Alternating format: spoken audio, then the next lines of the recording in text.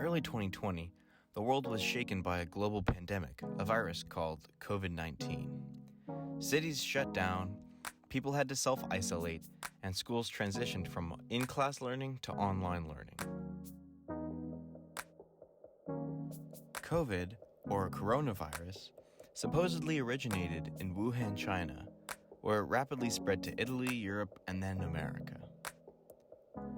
This caused massive nationwide shutdowns. Movie theaters closed, shops had to shut their doors, even the Walt Disney theme parks had to close.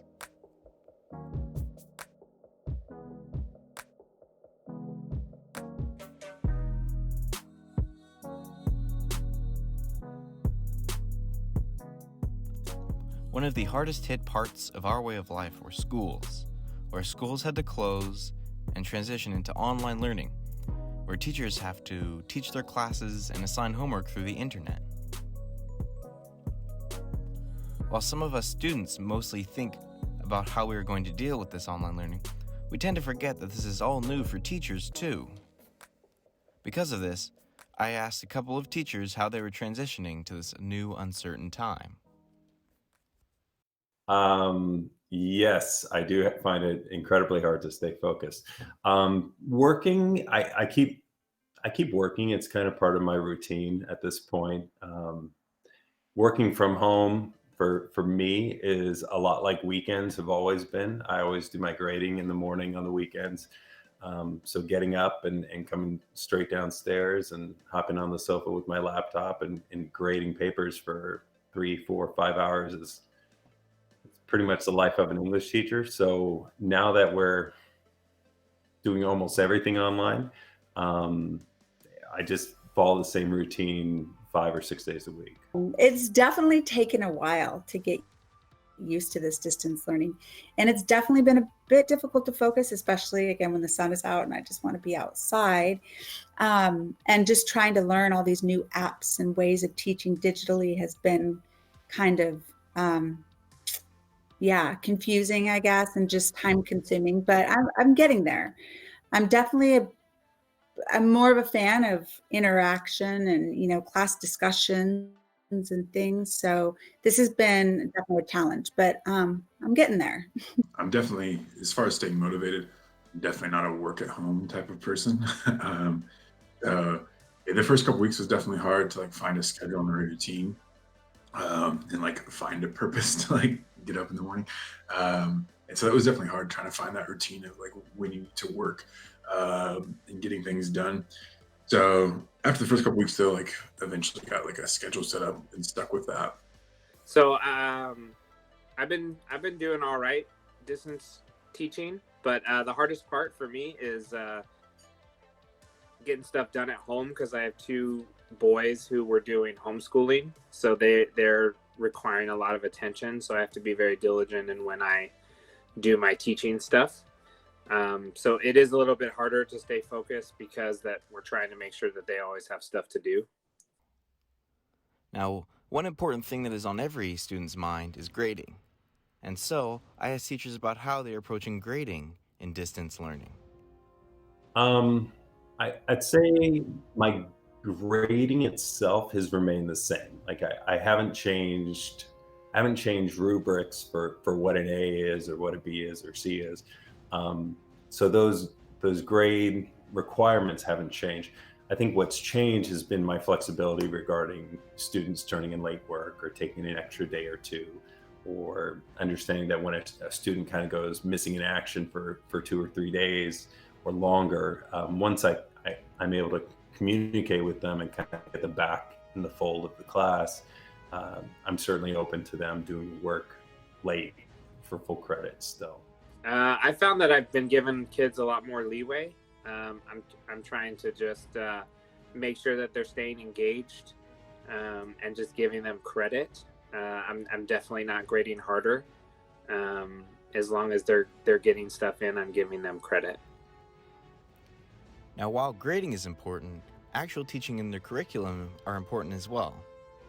For some teachers, they have not had to change their curriculum much, while other teachers have had to make drastic changes.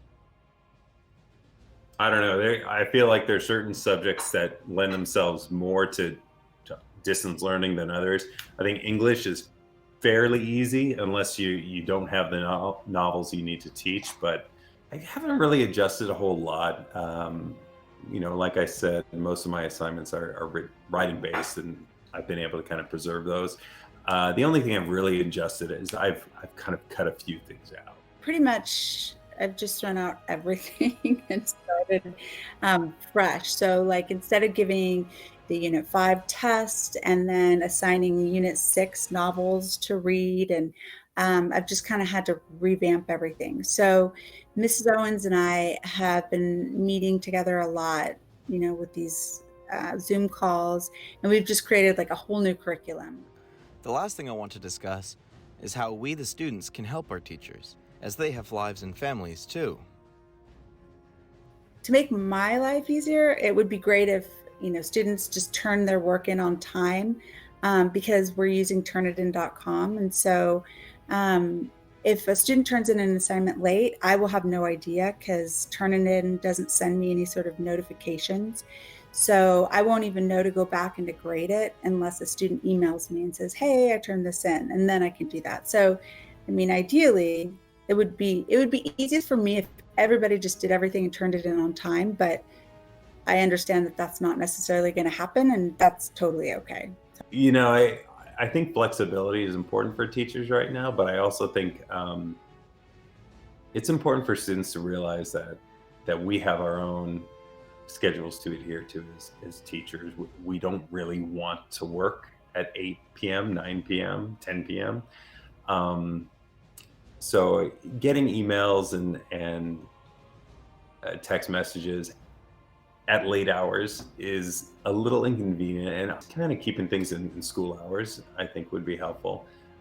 The other thing I'd say is, although definitely, I understand that these are extenuating circumstances, students turning in work on time, students doing their best, students finding motivation within themselves all makes a big difference. When late work trickles in, it does create a lot of work at the end for teachers, or past when they think they've kind of done grading something. The best thing for students to do is to reach out if they need help, or to engage with the teacher. In my experience, I do a lot of emails out, or I do a lot of trying to reach out, and I don't get much info back. So just responding or dropping your teacher a note or letting them know that you finished an assignment. I think just communication, because that's the hardest thing, is we're not in touch. We don't see each other every day. So finding a way to stay in touch is helpful. So when I send out like the weekly email, hey, just the response like, hey, I got your email.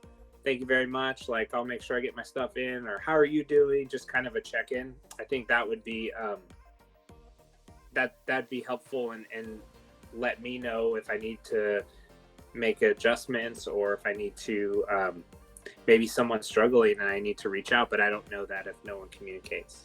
So that would be helpful, is just, letting me know how things are going, and checking in, kind of like a two-way street.